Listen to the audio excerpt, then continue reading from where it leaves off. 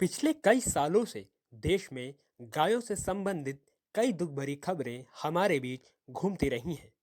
कुछ mob lynching को लेकर तो कुछ गायों की दुर्दशा को लेकर।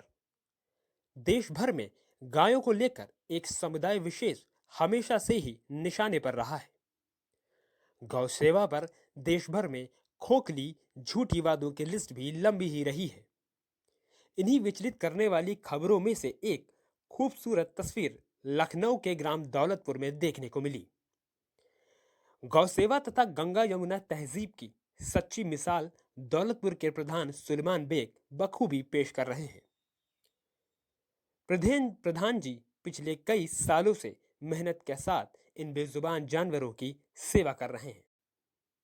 आप प्रधान जी की लगन का अंदाजा इसी बात से लगा सकते हैं कि जानवरों की देखरेख कर रहे मजदूरों की समस्या को देखते हुए अपने निजी खर्चे से उन्होंने शौचालय बनाया है। गौशाला में चारा, पानी और साफ सफाई की समुचित व्यवस्था बतलाती है कि देश सेवा में किसी धर्म का नहीं बल्कि साफ नियत और इच्छा शक्ति का रोल अहम होता है। आज चैनल फर्स्ट लाइन ने बातचीत की सुलेमान प्रधान जी से। नमस्कार, आप देख रहे हैं चैनल फर्स्ट लाइन। मेरा नाम है भरत गुप्ता।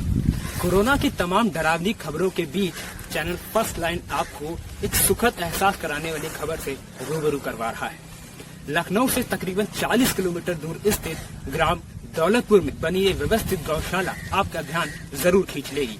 ये गौशाला अपने गौ रक्षा और गौ सेवा के वचन पर 100% खरी उतरती है। गौशाला की जो देख रेख है, उसकी जो बागडोर है, वो दौलतपुर के प्रधान सुलेमान बेग जी के हाथों में है। हमारे साथ बातचीत करने के लिए खुद प्रधान जी मौजूद हैं। आइए हम उनसे बात करते हैं। प्रधान जी, चैनल फर्स्ट लाइन में आपका स्वागत है। प्रधान जी, पहला सवाल ये है कि हम लोग तकरीबन देख रहे हैं कि गायों जानवरों की अच्छी खासी तादाद है। लगभग कितने गाय हैं यहाँ पर, कितने एरिया में, कितने एकड़ एरिया में या बीघे में ये फैली हुई है गौशाला? करीब 9 बीघे में ये गौशाला फैली हुई है और 292 जानवर हैं। देख रेख में कोई टीम है? टीम में कितने मेंबर हैं? हमारे पास टीम जो हमारी बनी हुई है उसमें 6 लोग हैं। उसमें हम हैं, शिशु हैं, डॉक्टर हैं और हमारे ब्लॉक के अफसर हैं और तहसीलदार हैं। इस तरीके से 6 लोग हैं और पूरे समय से हम तो पूरा समय देते हैं, लेकिन जितने लोग और जिम्मेदार हैं, लेखपाल हैं, सारे लोग टाइम से सुबह से शाम तक किसी न किसी वक्त आते हैं और अगर कोई इंजर्ड है, बीमार है पशु, तो उसकी सूचना हम उनको देते हैं या हम बाद वक्त नहीं होते हैं, किसी वक्त किसी काम से चले गए तो हमारे लेबर ही उनको सूचना देते हैं। वो पर्याप्त हैं, आ जाते हैं, समय से आते हैं और उनका ट्रीटमेंट करते हैं। अच्छा, मतलब आपकी खुद की एक टीम है 6 लोगों की और साथ ही साथ एक ब्लॉक लेवल पर एक टीम है जो मॉनिटरिंग करती है इन सब चीजों में। तो प्रशासन की तरफ से कोई बजट का निर्धारण कैसे होता है, मासिक तौर पर या तिमाही, या बजट में कोई दिक्कतें आती हैं उस पर? शासन की तरफ से जो है वो चारे की व्यवस्था है और लेबर के जो भरण पोषण के लिए यहाँ लेबर रहते हैं लोग, टीम है, उसका जो है मनरेगा के तहत भुगतान होता है। उसमें जो लेबर हमारे हैं 2 रात के चौकीदार हैं और 6 दिन के हैं। जी, देश भर में तमाम गायों की दुर्दशा को लेकर, मॉब लिंचिंग को लेकर तमाम दुख भरी घटनाएं होती रहती हैं। आप सुनते भी होंगे, आहत भी होते होंगे। तो कभी गौशाला में वक्त बिताते हैं, तरह की घटनाएं आपके सामने सुनने में आती होंगी, तो दिल में क्या महसूस होता है? कि तो दिल में महसूस होता है कि अगर इस तरीके की मनसा लोगों के दिमाग में है और जानवरों के साथ क्रूरता करते हैं तो उनको सजा जरूर मिलनी चाहिए। ये मेरा भी मानना है कि ये जानवर जो हैं, जैसे मेरा शरीर है ऐसे ही वो पशु बनाए गए हैं, लेकिन उनके साथ कोई क्रूरता न हो, जिससे दुख होता है जब कहीं ये होता है। और मॉब लिंचिंग मतलब ये है कि कभी कभी ऐसे भी लोग होते हैं कि फर्जी ही उनको पीटा जाता है और उनकी जान बेवजह चली जाती है। तो इस पे थोड़ा सरकार को भी ध्यान देना चाहिए कि ऐसे अनासिर तत्वों को ऐसे हरकत से रोका जाए। बिल्कुल। अच्छा, हम लोग यहाँ देख रहे हैं कि बिजली की कोई समुचित व्यवस्था नहीं है, कोई भी व्यवस्था नहीं है। सौर ऊर्जा के जरिए जो कुछ इंतजाम थोड़ा बहुत है, तो कितनी दिक्कत होती है बगैर बिजली के यहाँ पर व्यवस्था चलाते हैं? बगैर बिजली के तो हमने बड़ा प्रयास किया, अपने तरीके से अपने शासन के तक आवाज पहुंचाई, और लेकिन अब तक कोई व्यवस्था न होने से मैंने सौर ऊर्जा के 7 लाइटें लगवाई हैं ग्राम पंचायत निधि से उनसे लेकिन काम चलता उलटा नहीं है। जानवर आपस में लड़ते हैं, दिखाई नहीं देता कहाँ कौन जानवर है। चारा डालने वाले अगर रात में लड़ने भी लगे तो उनको कैसे बगैर उजाला के जाएंगे तो वो भी चोट खा जाएंगे।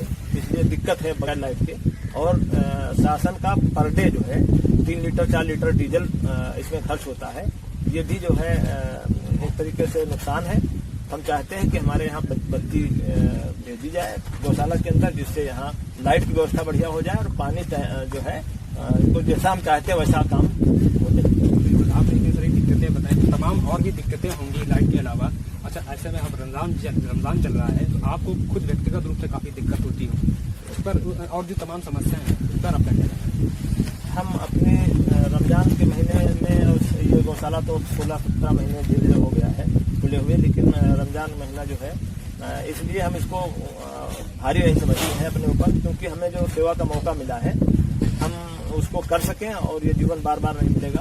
और ये पशु हैं, इनका अगर हम सही तरीके से भरण पोषण करेंगे तो ये कोई ना देखेगा तो ईश्वर तो हमको फल देगा। बिल्कुल बिल्कुल। अच्छा प्रधान जी, सरकार की तरफ से और मीडिया में ये खबरें आई थी कि गौशाला से जो गाय लेके जाएगा व्यक्ति उसको 900 रुपये देंगे, लेकिन अभी तक कई लोगों ने ये बात बोली है कि उनकी शिकायतें आई हैं कि अभी तक उनको वो पेमेंट नहीं मिली है। इस पर आप तक भी तमाम शिकायतें आती होंगी, तो आपका इस पर क्या कहना है? हाँ, हमारे यहाँ गौशाला से 22 पशु काटे गए थे अब से 4-5 महीने पहले। उनका सबका पैसा आ रहा है। जो अब ले गए हैं उनका पैसा भी नहीं आया है, कागज चीट हो गए हैं। ये इस कोरोना महामारी की वजह से हो सकता है, कहीं कागज फंसे हों या कोई दिक्कत हो इसलिए नहीं आया, वरना पीछे जितने गई हैं उनका पैसा आ चुका है। दूसरी किस्त भी आने वाली, जैसा कि मुझे ज्ञात हुआ। और हम चाहते हैं कि कम से कम हमारे जितने भी पशु जहाँ पर चारा खाते हैं, टीन शेड यहाँ पड़े हैं, वहाँ पर सरकार अलग से कोई अतिरिक्त बजट दे करके हमारे खड़ंजा लगवा दे रास्ते में, जिससे जो हमारे लेबर बारिश में चारा डालते हैं बड़े मुश्किल हो जाती है, तो उनको आराम मिले और पशु भी हमारे जो है रपट के और चोटिल न हो और उनको भी आराम मिले। तो खड़ंजा हर चरण के आसपास पहुंच जाए, ये हमारी मंशा है, और जिससे हमें भी और हमारे जानवर भी सुरक्षित रहेंगे और लेबरों को चारा डालने में दिक्कत नहीं होगी। तो प्रधान जी, हमसे बातचीत करने के लिए, चैनल पर से बातचीत करने के लिए आपका बहुत शुक्रिया।